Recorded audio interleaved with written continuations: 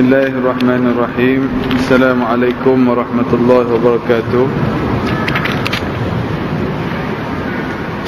Alhamdulillahirabbil alamin. Wassalatu wassalamu ala rasulihil amin wa ala alihi wa sahbihi ajma'in. Rabbi shrah li sadri wa yassir li amri wahlul 'uqdatam min lisani yafqahu qawli.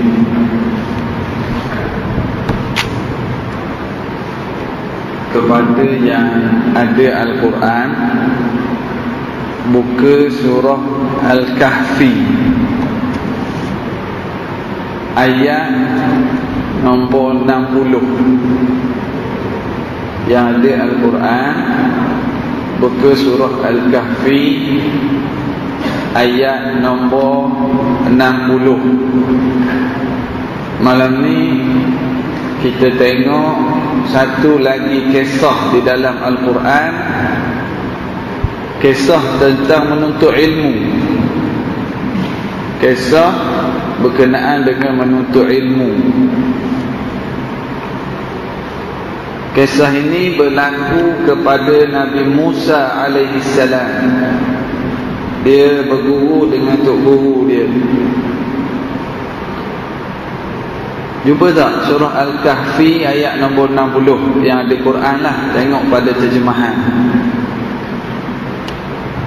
A'udzu billahi minasyaitonir rajim. Wa idh qala Musa li fatahu la abrahu hatta ablugha majma'al bahrain aw amdiya huquba. Dan ingatlah ketika Musa berkata kepada budaknya, aku tidak akan berhenti berjalan sebelum sampai ke pertemuan dua buah lautan, atau aku akan berjalan sampai bertahun-tahun. Ini permulaan kisah Nabi Musa menuntut ilmu. Okey. Dalam surah Kahfi ada 3 kisah penting, kisah yang besar dalam surah Kahfi. Kita nak ambil malam ni berkenaan dengan menuntut ilmu, dan ada banyak perkara tersirat daripada kisah ni nanti. Allah Ta'ala mulakan kisah ni. Allah Ta'ala sebut Nabi Musa berkata kepada budak pembantu dia, jom ikut aku tak akan berhenti berjalan sehingga aku temu tempat pertemuan dua laut, atau aku akan terus berjalan. Nak cari apa? Kenapa cari tempat pertemuan dua laut? Ini kita belajar. Bila kita baca Quran, sebab tu tak cukup kita baca terjemahan sahaja. Kita kena pelajari tafsir. Dan tafsir Quran yang paling hebat ialah hadis-hadis Nabi Muhammad sallallahu alaihi wasallam. Kalau kita baca surah Kahfi sampai kat sini, dah apa cerita? Kenapa tiba-tiba Nabi Musa cari tempat pertemuan dua laut? Kalau baca ayat sebelum tu macam tak faham. Lalu Nabi Muhammad pun cerita kepada para sahabat kenapa Nabi Musa ni cari tempat pertemuan dua laut. Nabi Muhammad pun cerita. Jadi sekarang ni kita nak tafsirul Quran bil hadis. Maknanya tafsir Quran ni dengan hadis Nabi sallallahu alaihi wasallam. Ini dia level tafsir yang paling tinggi, tafsirul Quran bil Quran. Ayat Quran sendiri yang terjemahkan ayat Quran. Itu ada juga. Yang kedua, second level, peringkat kedua ialah hadis Nabi yang tafsirkan Quran. Jadi Nabi Muhammad ceritalah pada para sahabat bahawa ketika hadis ini diriwayatkan oleh Ibn Abbas radhiyallahu anhuma dalam Sahihul Bukhari, juga ada Imam Bukhari riwayatkan hadis daripada Ibn Abbas ni. Rasulullah cerita, pada suatu hari ketika Nabi Musa sedang berdakwah kepada Bani Israel, Nabi Musa berdakwah, ajak Bani Israel sembah Allah, Tiba-tiba ada di kalangan Yahudi Bani Israel ni datang tanya Nabi, tanya soalan. Wahai Nabi Musa, siapa orang paling alim atas dunia sekarang? Ada tak orang yang lebih bijak daripada kamu? Soalan macam ni perlu tak? Perlu soalan. Ustaz mana paling hebat? Ustaz mana? Ada tak ustaz yang lebih alim lagi? Tapi soalan macam ni ada di kalangan kita yang suka duk cakap buat tu. Ustaz mana? Ustaz ni best, ustaz ni tak best. Ustaz ni seronok, ustaz ni seronok. Nak tanya buat apa pun. Dia datang. Tak kisahlah ustaz mana pun datang kat kampung kita ni, kita hadirlah belajar. Dah ustaz, ada ustaz tu kita minat, ada ustaz tu kita tak minat. Itu tak ada masalah. Yang minat tak minat itu tak apa. Tapi kerja duk bandingkan yang ni dengan yang ni, itu bukan kerja yang baik. Kita minat, kita datang. Tak minat, cari tempat lain yang kita minat. Itu tak apa. Tapi duk nak banding-banding, itu kerja tak elok. Itu perangai Bani Israel. Bani Israel pergi tanya soalan sikit, wahai Musa, ada tak orang yang lebih alim pada kamu? Tak buat apa tanya. Dan soalan itu berbentuk provokasi. Bahasa sekarang. Nak cari gaduh. Dan Nabi Musa terkenal seorang yang garang. Nak marah. Nabi Musa kata, tak ada. Akulah orang paling alim. Bukan sombong, tapi jawapan yang tegas. Dalam keadaan Nabi Musa faham bahawa dia terima wahyu dari Allah. Maknanya dialah yang lebih paling tahu. Pada zaman tu tak ada orang. Walaupun sedemikian, Allah menegur Nabi Musa alaihi salam di atas jawapan tu. Allah Ta'ala kata, wahai Musa, ada lagi orang yang ada ilmu yang kamu tak tahu. Ada lagi orang yang lebih alim daripada kamu, wahai Musa. Allah Ta'ala tegur Nabi Musa di atas jawapan. Ini kita bijak macam mana pun, jangan kita rasa sombong. Kita senior macam mana pun kat pejabat kita orang lama 22 tahun dah kerja kat company tu. Masuk si junior baru, jangan kita sombong. Jadi Allah Ta'ala tegur, wahai Musa, ada lagi orang yang lebih tahu daripada kamu. Bila Nabi Musa dengar je macam tu, terus Nabi Musa tanya, ya Allah, siapa orang tu? Aku nak belajar dengan dia. Kat mana aku boleh jumpa dia? Ya Allah, tolong beritahu. Ini perangai Nabi Musa. Apa sifat dia? Sifat Nabi Musa, dengar je ada orang yang ada ilmu lebih, cepat-cepat dia nak pergi belajar. Kita kena tiru perangai Nabi Musa. Nabi Musa terima wahyu dah. Kita ada terima wahyu? Yang terima wahyu Rasul Melayu pun letak jawatan dah kan. Kita tak terima wahyu pun. Nabi Musa ni terima wahyu. Bila dengar ada orang yang lebih alim, ya Allah, siapa orang tu? Di mana dia? Saya nak pergi belajar dengan dia. Jadi kita kena ada perangai macam tu. Dengar ada kat surau dekat bawah flat kita ada majlis ilmu, ada majlis ilmu, datang. Dengar kat masjid ada majlis ilmu, datang. Dengar kat jauh sikit pun tak apalah, datang juga. Sebab apa? Kelebihan nak belajar ilmu. Nabi Musa terus tanya Allah. Jadi Allah Ta'ala beritahu, wahai Musa, kau nak jumpa Tok Guru tu, tempatnya aku bagi clue. Kamu cari tempat pertemuan dua laut. Tempat pertemuan dua laut. Dan bila kamu sampai di situ nanti, bekalan ikan yang kamu bawa akan hidup kembali, hidup sendiri. Kamu sampai tempat macam tu, kamu akan jumpa Tok Guru. Dan kita nak cari Tok Guru, nak cari tempat pertemuan dua laut juga ke? Tak payahlah, ni cerita Nabi Musa kan? Tak payahlah kita nak datang masjid Islamiah ni, ustaz mana yang mengajar ikan yang aku bawa ni boleh hidup balik masuk dalam kap? Tak payah. Ini kisah Nabi Musa. Cuma nak bagi tahunya, bersungguhnya Nabi Musa bila Allah Ta'ala bagi clue macam tu.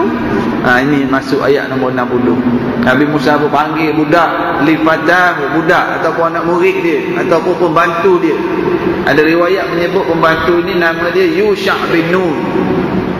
Tak apalah nama apa pun, yang pastinya ada pembantu yang datang sekali. Lalu Nabi Musa kata, okey, siapkan bekalan makanan kita sikit, jom ikut aku, kita pergi cari tempat pertemuan dua laut. Ayat nombor 60 kata, wa idh qala Musa li fatahu la abrahu hatta ablugha majma'al bahrain aw amdiya huquba. Ingat ketika Musa berkata kepada muridnya, pembantunya, aku tak akan berhenti berjalan sehingga aku temu tempat pertemuan dua laut. Nak belajar, atau aku akan berjalan walaupun bertahun-tahun, aku akan teruskan berjalan nak cari Tok Guru. Sampai macam tu sekali. Ya Allah, kita bukan jauh sangat, boleh jalan kaki.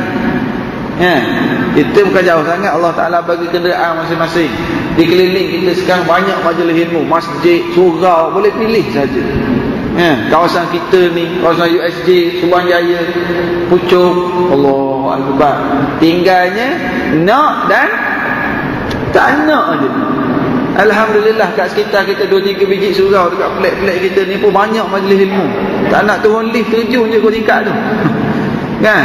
Banyak majlis ilmu. Kita takut nanti hari akhirat nanti kita nak jawab apa dengan Allah. Kita nak jawab apa? Majlis ilmu bawah je, masjid sebelah rumah je, tiba-tiba kita tak datang. Nabi Musa rela berjalan bertahun-tahun. Lalu dia pun sedia bekal. Bekal masa tu dia bawa ikan. Dalam kitab tafsir menyebut dia bawa ikan apa kita panggil yang masin, ikan kering. Dan dia letak dalam bekas dia lah. Dia tak ada Tupperware lagi masa tu. Yang 4 tingkat tu apa? Tak ingat tak. Siang pun tak ada lagi, Tupperware pun tak ada. Kata tengah panggil tenau. Tak ada. Jadi letak dalam bekas sikit. Dalam bekas lebih kurang dia letak ikan masin tu. Nabi Musa pun bagi tahu budak dia, jom ikut aku sehingga kita jumpa tempat pertemuan dua laut. Mereka berjalan. Falamma balagha majma'a bainihima nasiya hutahuma fattakhadha sabilahu fil bahri saraba. Mereka pun berjalan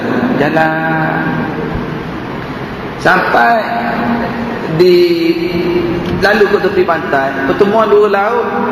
Kita panggil kalau Tanjung ni pertemuan muara sungai dah, sungai dengan laut. Dia pertemuan dua laut. Panggil apa Kuala. Dia macam kalau sungai turun ke laut itu Kuala kan, ataupun Tanjung. Ni pertemuan dua laut, Atlantik dengan Pasifik, Laut Cina Selatan dengan Laut Pasifik. Tak apalah, yang pastinya mereka berjalan. Ayat 61 ni, bila sampai di satu tempat di tepi pantai, ada batu yang agak besar. Lalu Nabi Musa kata kat budak dia, kita berehat dulu sini sekejap. Kita berehat dulu sekejap. Masa mereka berehat tu, nasiyahutahuma, mereka berdua berehat, terlupa bekalan makanan tadi. Lalu ketika itu ikan itu hidup balik dan melompat keluar dari bekas itu. Lalu ikan itu bergerak atas pasir pantai, masuk ke laut. Nabi Musa dan pembantu dia tidak menyedari perkara ini. Ustaz, ya ke cerita ni? Ustaz cerita dongeng ke? Ni kita kena beriman dengan ayat Quran. Ini ayat Quran. Dan ini mukjizat Nabi Musa alaihissalam. Sebab ayat Quran kata apa? Maka tak kala mereka sampai ke pertemuan dua laut itu, mereka lalai akan ikannya. Lalu ikan itu melompat mengambil jalannya ke laut itu. Ikan hidup balik. Ini kuasa Allah. Ini kuasa Allah. Mereka tak perasan. Falamma jawaza, ayat 62, qala li fatahu atina ghada'ana laqad laqina min safarina hadha nasaba. Mereka pun lepas berehat sekejap, Nabi Musa kata, jom kita sambung perjalanan. Lalu mereka pun sambung perjalanan. Sampai tengah hari, Nabi Musa kata kat budak dia, kita dah berjalan jauh ni, jomlah kita berhenti makan. Masa tu tak ada RNR, berhentilah mana-mana tempat pun kita berhenti makan. Jom makan. Bila berhenti makan, Nabi Musa kata, okey, keluarkanlah. Atina ghada'ana, mana lunch yang kita bawa bekalan makanan tu, keluarkan. Bila budak tu tengok, ikan dah tak ada dah. Ayat 63, qala ara'aita iz awayna ila as-sakhrati fa inni nasitu al-hut wa ma ansanihu illa asy-syaitanu an adhkurah. Budak dia kata, ingat tak tadi masa kita berhenti dekat ada batu tadi tu, kat tepi pantai tu, saya terlupalah ikan. Ikan tu telah melompat keluar masuk ke laut. Dan tidaklah saya lupa, melainkan syaitan lah tu punya pasal. Anda dia salahkan syaitan. Dia pun bimbang juga. Nabi Musa ni gaya. Dia kata, ingat tak tadi kita berhenti tu, masa tu ikan telah melompat keluar, saya terlupa. Dan saya terlupa ni syaitan lah punya pasal. Macam kita lah, Allah pergi pejabat, aku tak sembahyang subuh pagi tadi, syaitan lah punya pasal. Dia salahkan syaitan. Sial syaitan. Jadi dia nak cari alasan. Dia bimbang takut kena marah. Jadi dia kata, aku terlupa. Tidaklah aku lupa, syaitanlah punya pasal menyebabkan aku terlupa. Wattakhadha sabilahu fil bahri ajaba. Lalu ikan itu keluar menghadap ke laut dalam keadaan yang sangat-sangat menakjubkan, sangat-sangat aneh sekali. Qala dhalika ma kunna nabgh. Kata Nabi Musa, tempat itulah yang kita duk cari selama ni. Allah Ta'ala dah bagi tahu aku, tempat yang kita cari, Tok Guru yang aku cari, ikan yang kita bawa ni akan hidup sendiri. Itulah tempat. Fartadda ala atharihima qasasa. Lalu mereka berdua telah U-turn balik. U-turn ni bahasa saya lah. Irtadda ni maknanya patah balik. Irtadda dari sinilah perkataan murtad. Murtad ni apa dia? Murtad ni patah balik. Asal kafir masuk Islam, lepas tu kafir balik. Itu irtadda, murtad, maknanya dia U-turn balik.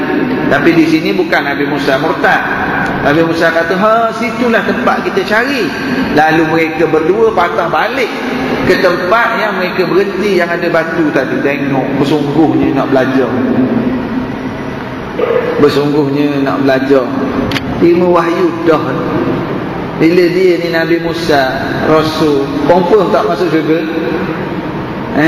Bila dia ni Rasul, confirm masuk syurga? Confirm dah masuk syurga, tapi nak belajar juga. Kita hari ni dah confirm ke masuk syurga? Cuba angkat tangan yang dah confirm masuk syurga. Moga-moga Allah Ta'ala pilih kita untuk menjadi ahli syurga, insyaAllah. Amin. Moga-moga Allah Ta'ala beri kekuatan pada kita untuk taat dan menjadi ahli syurga, insyaAllah. Bahkan kita hadir majlis ilmu ni pun sebab nak masuk syurga lah. Dapat pahala hadir majlis ilmu. Dengan ilmu kita boleh jadi hamba yang lebih soleh. Itu tujuan kita belajar, nak masuk syurga lah. Tapi Nabi Musa ni dalam keadaan dah confirm masuk syurga pun sungguh, jom patah balik. Tak ingat dah nak makan. Lalu patah balik. Bila sampai ke tempat batu yang pertama mereka jumpa tadi, fawajada 'abdan min 'ibadina atainahu rahmatan min 'indina wa 'allamnahu min ladunna ilma. Lalu mereka berdua jumpa seorang hamba daripada hamba-hambaku. Siapa dia mereka berdua? Yang berdua, Nabi Musa dengan pembantu dia. Mereka berdua jumpa seorang hamba daripada hamba-hambaku. Tengok, walaupun orang yang Nabi Musa jumpa ni banyak ilmu daripada Nabi Musa, Allah tetap menggunakan perkataan hamba. Siapa orang ni? Orang Melayu kita sebut Khaidir. Dia lafaz yang paling tepat ialah Khadir. Khadir ataupun Khidir. Ejaan dalam hadis Kha Ba Ra. Khadir. dah ustaz saya panggil Khadir berdosa ke tidak? Tak berdosa lah, cuma kurang tepat sikit sebutan. Dah boleh tak nak bagi nama anak cucu Khadir? Boleh tak? Ada tak ada nak sini? Ada anak cucu nama Khadir ada? Dari mana ke? Ke ada dalam ni? Boleh bagi nama Khadir. Cuma dia bukan Nabi Khadir lah, nama Khadir sempurna baik. Tak apa, tak salah bagi nama Nabi, nama malaikat. Boleh bagi nama malaikat? Jibril. Kan ada Syekh dari Mesir, Syekh Muhammad Jibril, hebat bacaan dia. Kawan-kawan saya yang belajar kat Mesir, dia orang cerita kalau bulan Ramadan, oh masjid ni Jibril turun tak? Jibril turun tak? Mana istilahnya Jibril datang jadi imam ke tidak? Terawih. Jibril turun ke tidak? Dengan makna datang semayang jadi imam terawih ke tidak? Boleh nama Jibril. Cuma janganlah bagi nama Israel, kawan takut pula nak kawan. Kau nama apa? Israel. Orang pun takut nak kawan, takut mati cepat. Tak apa, bagi nama malaikat boleh, nama Nabi pun boleh, Khadir pun boleh. Okey. Lalu jumpa Khadir. Allah Ta'ala tetap menggunakan istilah hamba. Lalu mereka berdua jumpa seorang hamba dari kalangan hamba-hamba kami yang kami berikan kepadanya rahmat, dan juga wa'allamnahu, dan kami ajar kepadanya Khadir tadi min ladunna ilma, ilmu direct dari kami. Min ladunna ilma. Juga ada istilah disebut ilmu ilmu ladunni. Ilmu ladunni, min ladunna. Apa maksud min ladunna? Min ladunna, min daripada, ladunna directly dari Allah, ataupun sebenarnya adalah wahyu dari Allah. Sebab tu dia ni adalah seorang Nabi, dia menerima wahyu. Kalau ada hari ni zaman sekarang yang mengaku dapat ilmu laduni, saya tok guru ilmu laduni, dia mengaku, kalau tidak mustahil seseorang itu mendapat ilmu direct dari Allah, tapi dengan syarat. Apa syarat dia? Tidak bercanggah dengan syariat Nabi Muhammad sallallahu alaihi wasallam. Nanti Khadir akan ada tindakan-tindakan yang bercanggah dengan syariat. Khadir dapat wahyu dari Allah. Kalau orang zaman sekarang, dia kata dia ada ilmu laduni, lepas tu panggil, lepas tu tak sembahyang Jumaat. Dia ada ilmu laduni, tak sembahyang fardu, duk berzikir je. Itu sesat. Dia dakwa dia ada ilmu laduni, tak payah sembahyang, hanya berzikir je, Allah, Allah, Allah. Itu adalah ajaran sesat. Dia mendakwa dia ni ada ilmu laduni. Okey, kamu anak murid bawa isteri, tinggal tidur dengan tok guru, itu sesat. Tak mustahil ada orang yang Allah Ta'ala beri ilham pada dia, bagi ilmu pada dia, ada yang macam tu, tetapi dengan syarat tidak bercanggah dengan syariat Allah Subhanahu Wa Ta'ala. Adapun Khadir ini memang direct wahyu dari Allah. Facebook kali ni sebab apa? Ada golongan-golongan yang memanfaatkan kejahilan sebahagian masyarakat, lalu ada yang tertipu.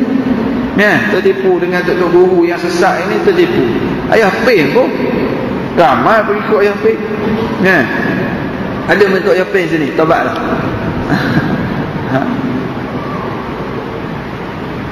Datuk Seri Sami Belu bila Ayah Pen masuk kat Batu King kan, orang Hindu minum air kaki Ayah Pen. Datuk Sami Belu kata, mana-mana orang Hindu yang ikut Ayah Pen, itu orang Hindu yang murtad. Sami Belu kata orang Hindu murtad. Tapi ada juga mengikut. Ini maknanya dakwaan kadang-kadang orang kaya hebat-hebat yang tak sempat sangat nak ibadat, dia kira shortcut. Kalau mengaku ilmu laduni bercanggah dengan syariat, itu bohong semata-mata. Itu bohong. Dan orang yang ada ilmu hebat-hebat ni, dia tak mengaku, dia tak ada sibuk cerita kat orang. Sama juga dengan wali Dia tak ada cerita kat orang aku wali. Cuma saya yang kat depan tuan-tuan ni memang saya mengakulah saya ni wali. Sebab saya ada anak perempuan. Wali sebab ada anak perempuan, wali lah. Yang wali-wali yang hebat, wali-wali Allah, mereka tak mengaku, tak sibuk dia mengaku aku wali Allah tau. Yang saya gurau tadi tu, saya kata saya wali sebab ada anak perempuan, wali kahwin. Yang wali Allah ni, awliya Allah, dia tak payah dia mengaku, dia tak cerita pun aku wali Allah, dia tak sibuk pun. Dia tu sendiri tak tahu dia wali Allah, dan dia pun tak nak orang tahu. Yang duk cerita-cerita mendakwa aku ada kelebihan begini-begini, itu semua tanda-tanda mengarut. Balik pada masalah ni, Nabi Musa dan budak dia jumpalah Khadir alaihi salam. Qala lahu Musa hal attabi'uka ala an tu'allimani mimma 'ullimta rushda. Ayat 66. Tengok adab di dalam menuntut ilmu.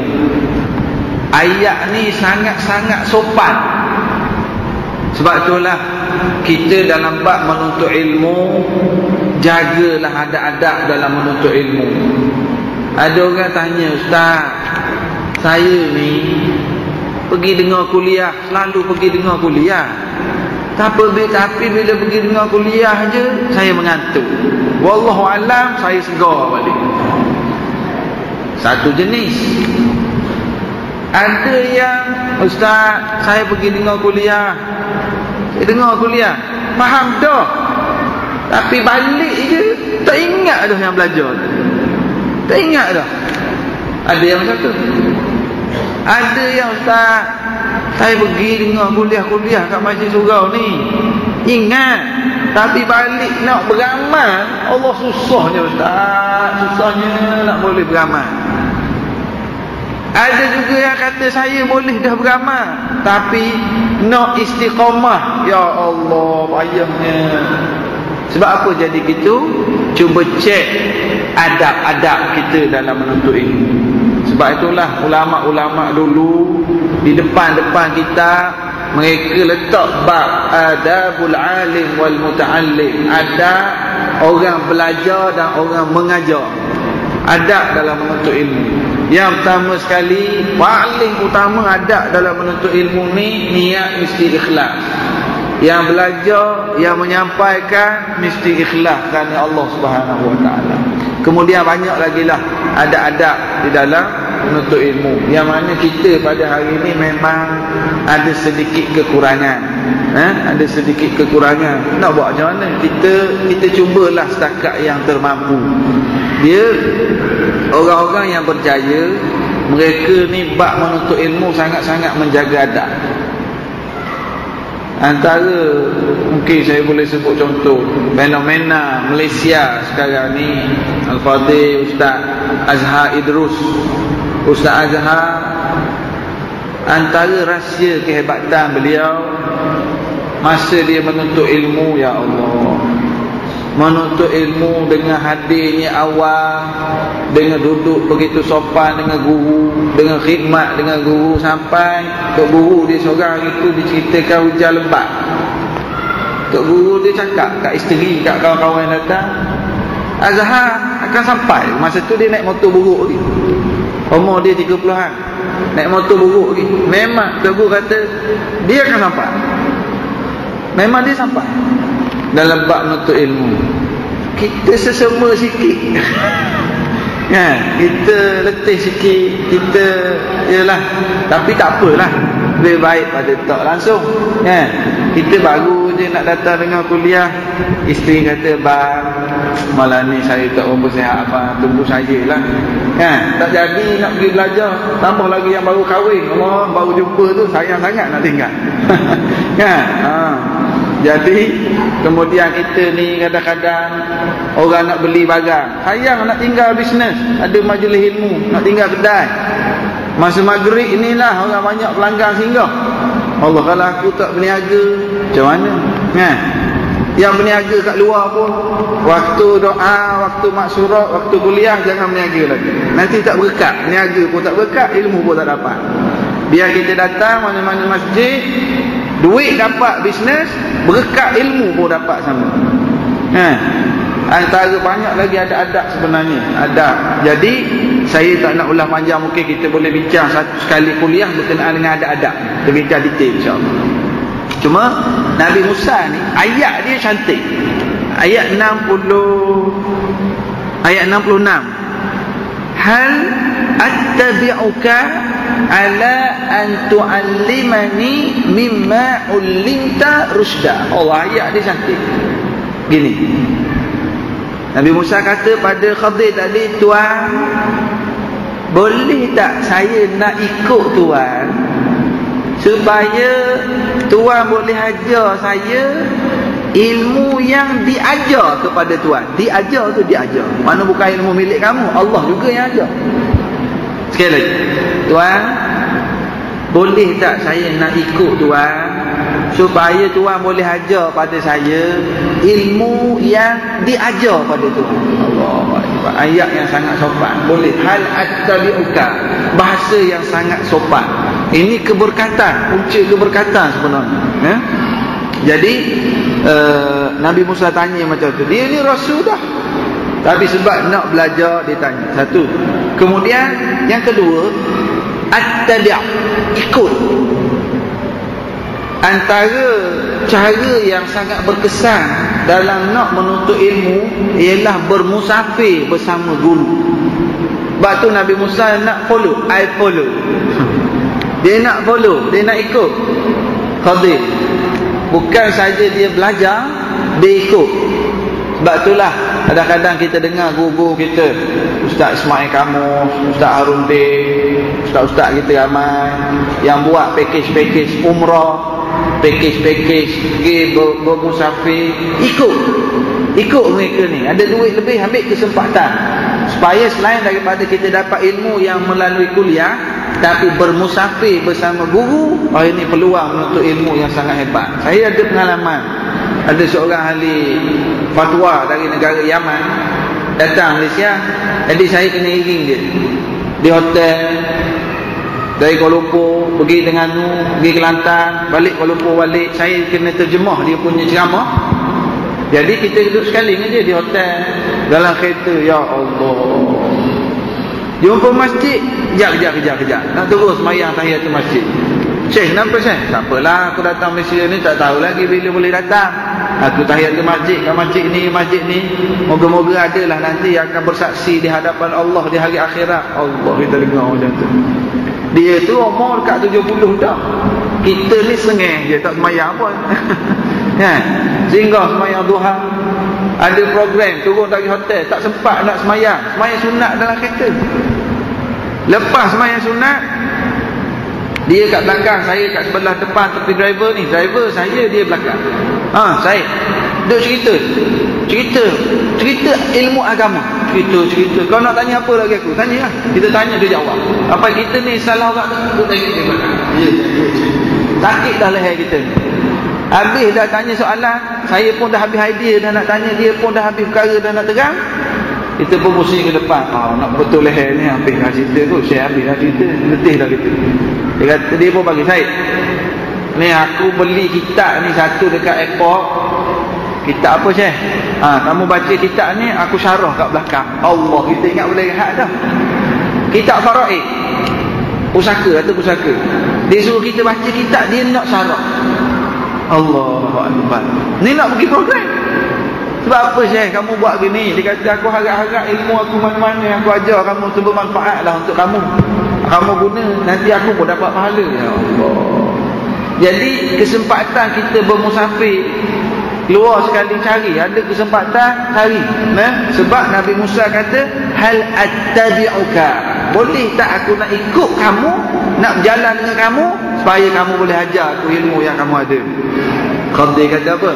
Qala innaka lan tastati'a ma'iya sabra. Dia berkata, Khadir kata, sesungguhnya kamu tidak akan sekali-kali boleh sabar nak belajar dengan aku ni. Kamu tak boleh nak sabar belajar dengan aku ni. Lan dalam bahasa Arab lil hal wal mustaqbal, present and future. Kamu, you will never kamu tidak akan sekali-kali boleh sabar nak ikut aku. Tengok Tok Guru dia cakap kat Musa, kamu tak boleh nak sabar nak ikut aku. Kadang-kadang wa kaifa tasbiru ala ma lam tuhit bihi khubra, bagaimana kamu boleh sabar dengan perkara yang kamu tak faham, kamu tak tahu. Jadi kita ni dalam nak belajar, kadang-kadang ada guru-guru ialah yang kita rasa nak belajar dengan dia, tapi nak ikut dia tu bukan, tak mampu nak ikut. Saya ada sekali dua peluang, kita sebut dah Ustaz Azhar tadi, saya nak sambung sikit lagi. Ada sekali dua peluang program dengan dia yang terbaru Boni di Kota Baru, Boni di Stadium Kota Baru. Saya sampai petang tu di Kota Baru, dia baru sampai dari Terengganu. Petang pukul 5 petang, okey, keluar kat mana? Pusing dekat KB Mall, jalan-jalan pergi minum air. Budak-budak muda ada dalam 15 orang tak ikut, yang rambut pendek, yang rambut panjang, yang pakai jeans, ikut dia pergi lepak sekali. Dakwah, duduk minum air sekali sampai pukul 6.30 petang. Jom balik ke hotel, nak program malam ni. Saya kata, Allah, ustaz ni sempat lagi, dia baru sampai dari Terengganu tu. Kita pun baru sampai, kita sampai awal sikit. Tu pun rasa malas lah, rasa kau boleh nak rehat je. Program malam tu dah travel dari jauh ni, dia nak layan budak-budak ni, nak dakwah. Lepas tu malam tu program sampai pukul 11. Lepas tu pergi makan, kupung budak-budak ikut ni. Saya esok pagi Jumaat balik KL dah, sebab aku tebah kat Masjid Sanway ni. Dia pagi besok jadual keluar budak-budak muda pergi ambil gambar, budak-budak muda di Kota Baru pergi ambil gambar, layak dakwah dia. Saya tengok dekat Facebook dia elan petang Jumaat tu lepas asar program berkayuh basikal dengan Ustaz Azhar di Kuala Terengganu. Malam tu ceramah dia kat Kuala Terengganu. Kata Allah, kita tengok jadual dia pun kita tepuk dahi. Nak ikut memang tak mampu nak ikut, tapi ada peluang nak ikut, nak belajar, carilah kesempatan nak bagi tahu. Bukanlah saya nak kata dia ni khabir, dia tidak, na'udzubillah, tapi dia adalah contoh yang kita boleh buat, tunjuk contoh yang real pada hari ni. Dan kita na'udzubillah, kita tak ta'asub pada sesiapa, tapi nak tunjuk contoh yang senang, nampak depan mata.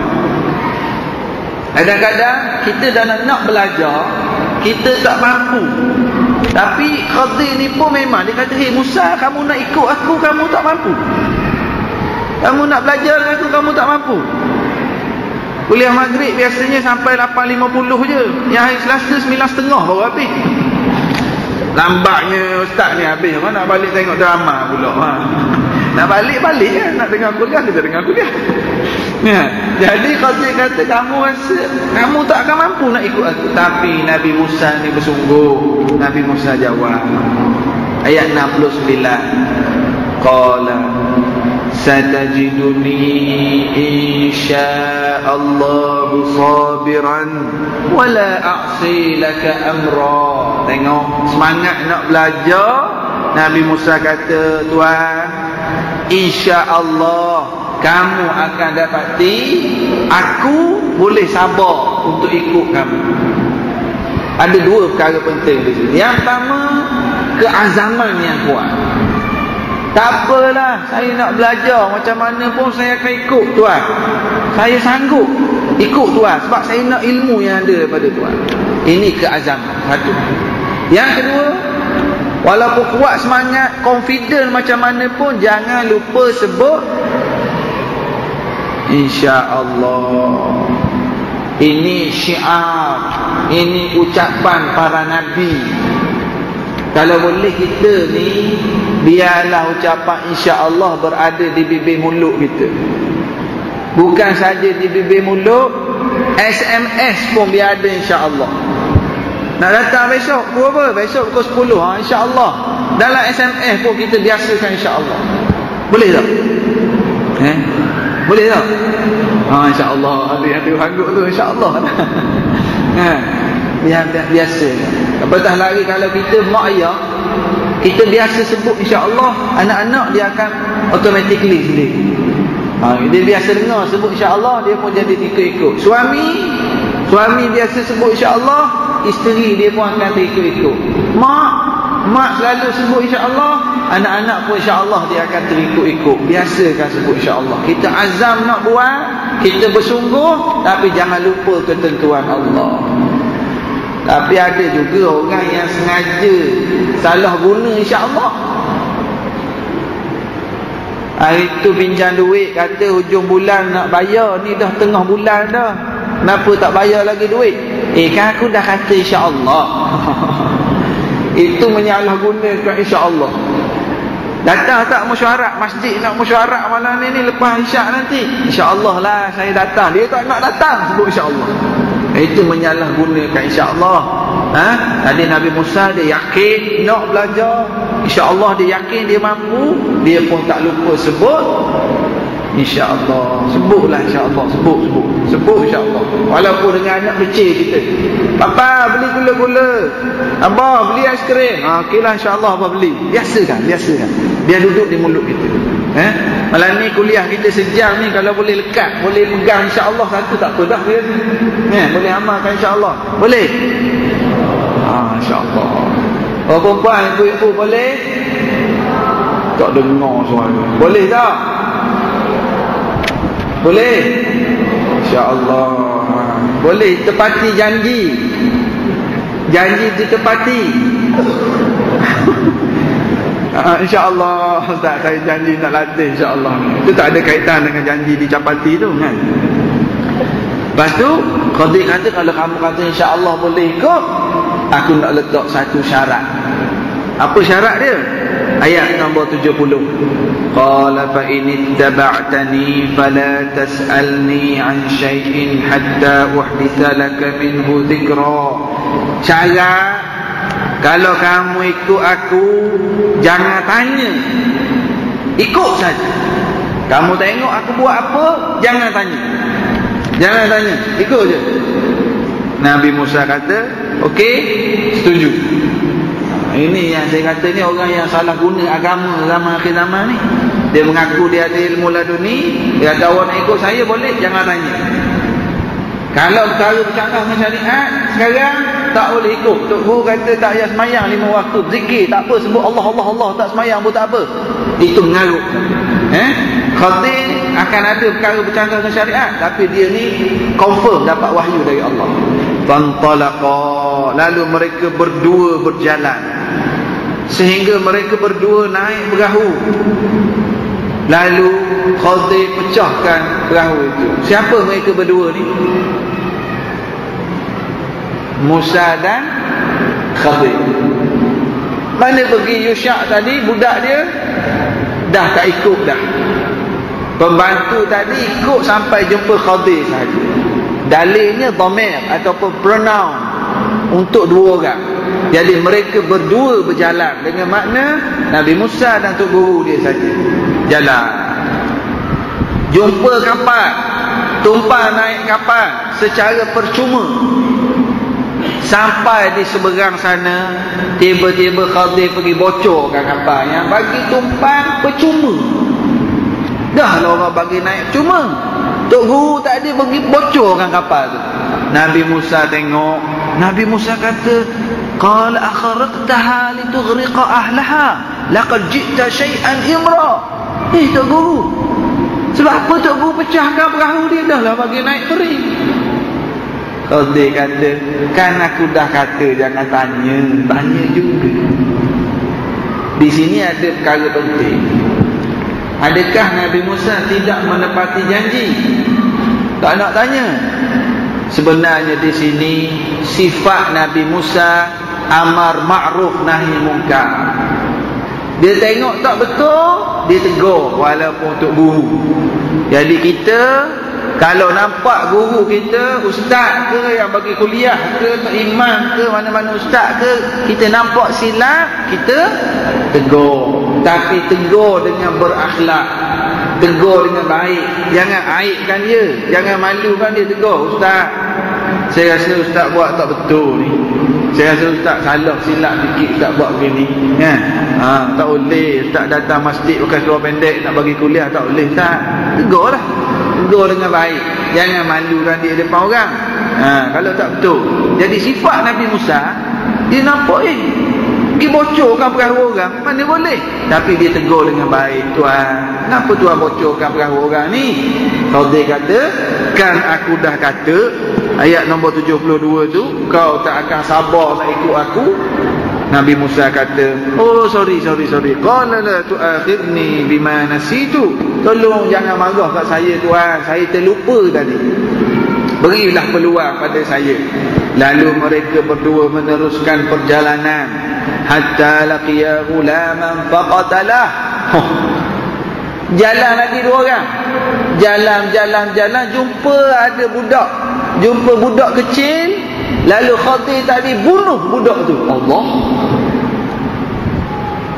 Nabi Musa kata, Tuan bunuh budak yang tak berdosa. Tuan dah buat perkara mungkar. Tengok dia tegur. Nabi Khadir kata, kan aku dah kata kamu tak mampu nak ikut, tanya juga.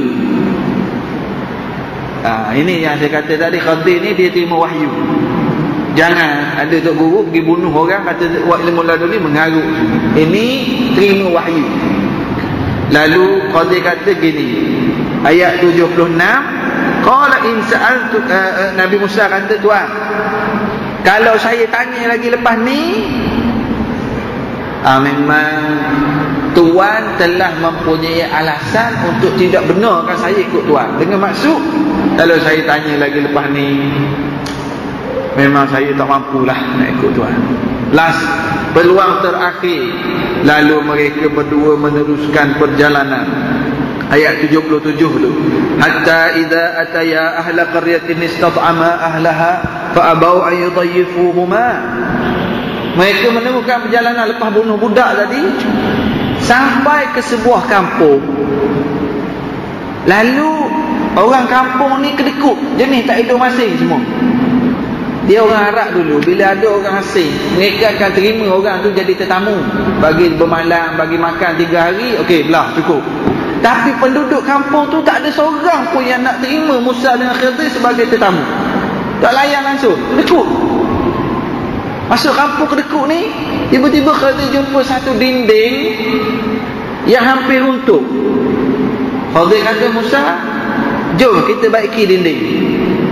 Baiki dinding. Siap. Khidir pun kata kat Musa, jom kita beredar. Nabi Musa kata, tuan, kita dah tolong baiki dinding, kenapa tuan tak ambil upah sikit? Dah lah penduduk kampung ni kedekut, kita baiki FOC pula, free of charge. Kenapa tuan tak ambil upah sedikit? Boleh kita beli makanan. Nabi Khidir kata, hadza firaqu baini wa bainak. Hei anak muda, wahai Musa, ayat 78 itu sampai di sini saja. Berakhirlah, kamu memang tak mampu nak ikut aku.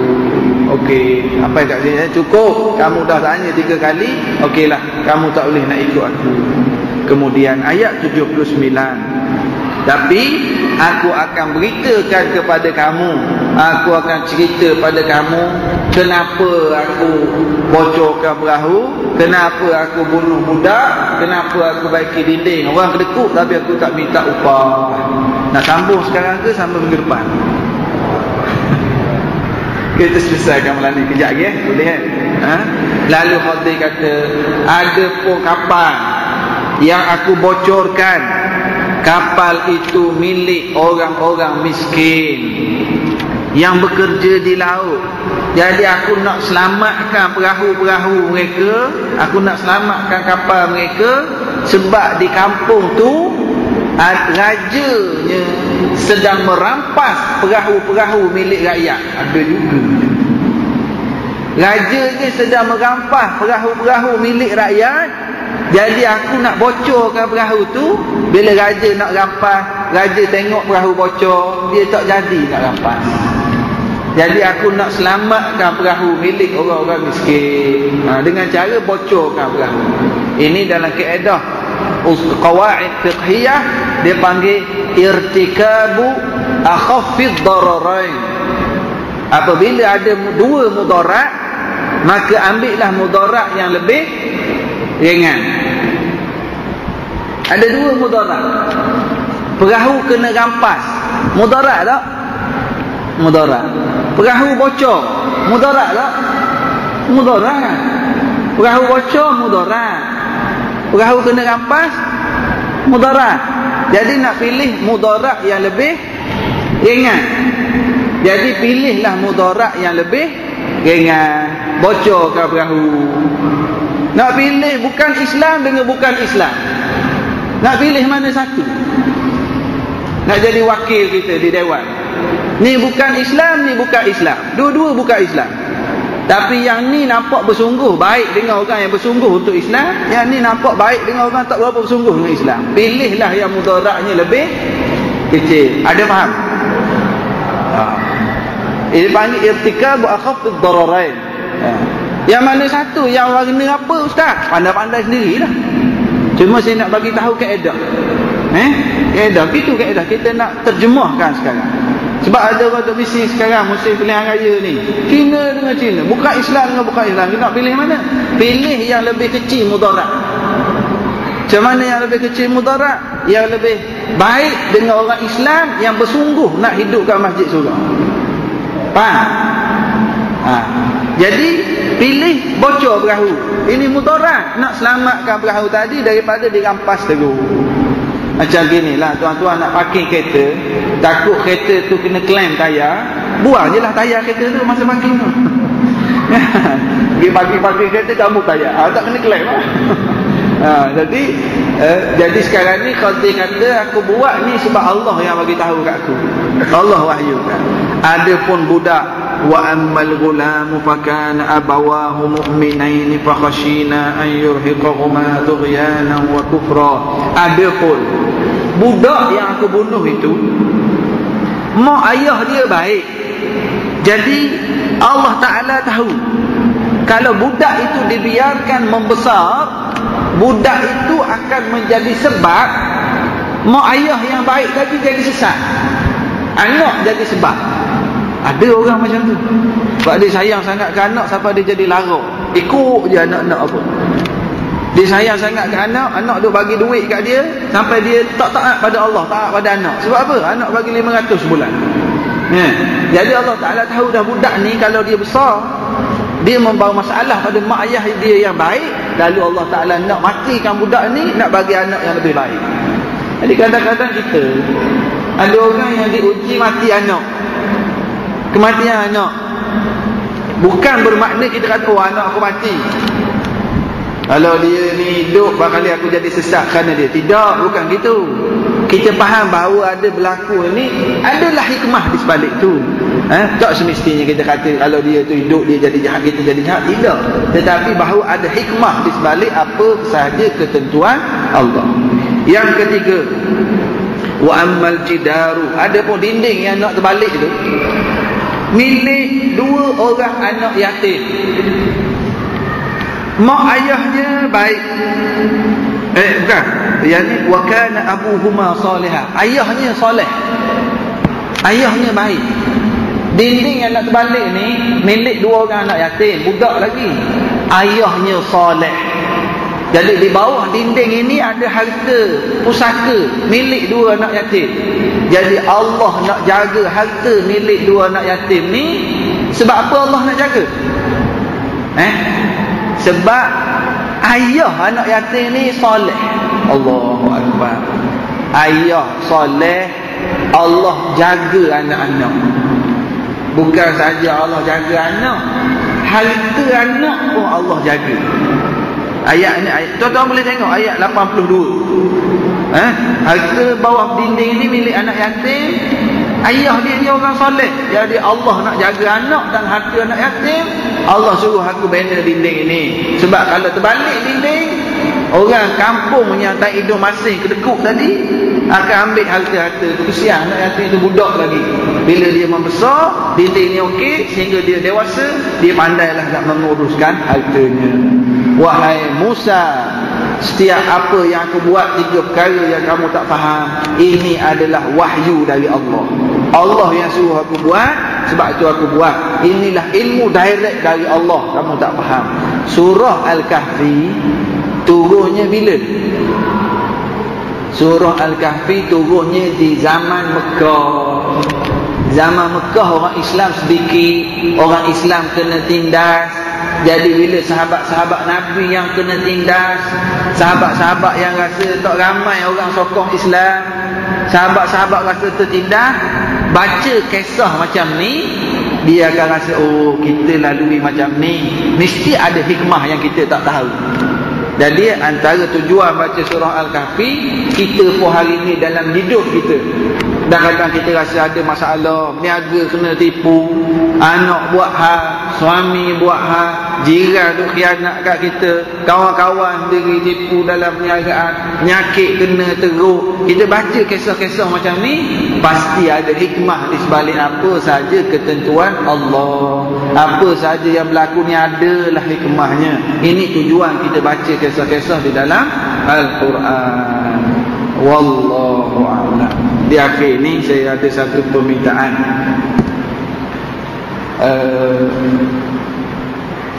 Meja kita ni baru siap ni, meja kuliah ni. Sebenarnya arwah mak saya, dia selalu datang ke rumah masa masjid ni belum guna lagi. Masa masjid ni duduk buat duduk masjid ni, jadi mak ada datang kat rumah. Jadi saya selalu lalu kat sini. Saya kata tu, orang buat masjid tu nak buat apa? Saya tanyalah arwah mak, kena ada pelaburan juga. Dia kata nak bagi apa, duit pun bukan banyak sangat, dia kata. Saya kata ginilah, nanti masjid siap, kita buat meja kuliah. Jadi ustaz-ustaz datang kuliah, kita buat meja tu, dapat pahala.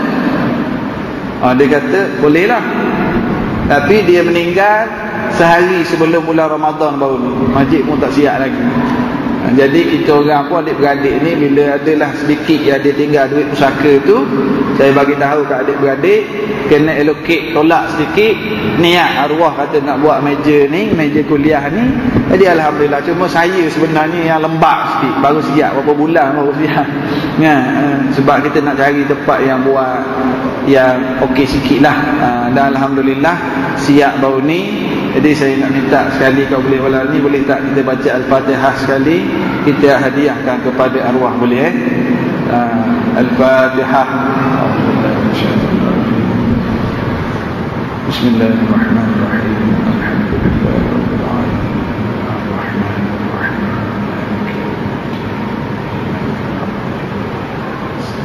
Ihdinas siratal mustaqim. Siratal ladzina an'amta 'alaihim ghairil maghdubi 'alaihim.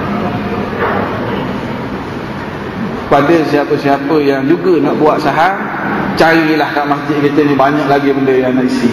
Jumpa Ustaz Zul, jumpa bendahari masjid, jumpa isteri masjid, apa yang saya boleh buat supaya saya pun nak ada saham kat masjid kita.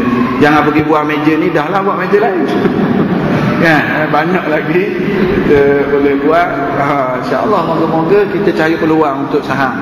Fikir tengok, oh Ustaz nampak macam kipas tak cukup lagi sementara ni, orang duduk kat situ agak panas, saya nak tambahlah kipas 4 biji, moga-moga orang selesa nak sembahyang, boleh buat.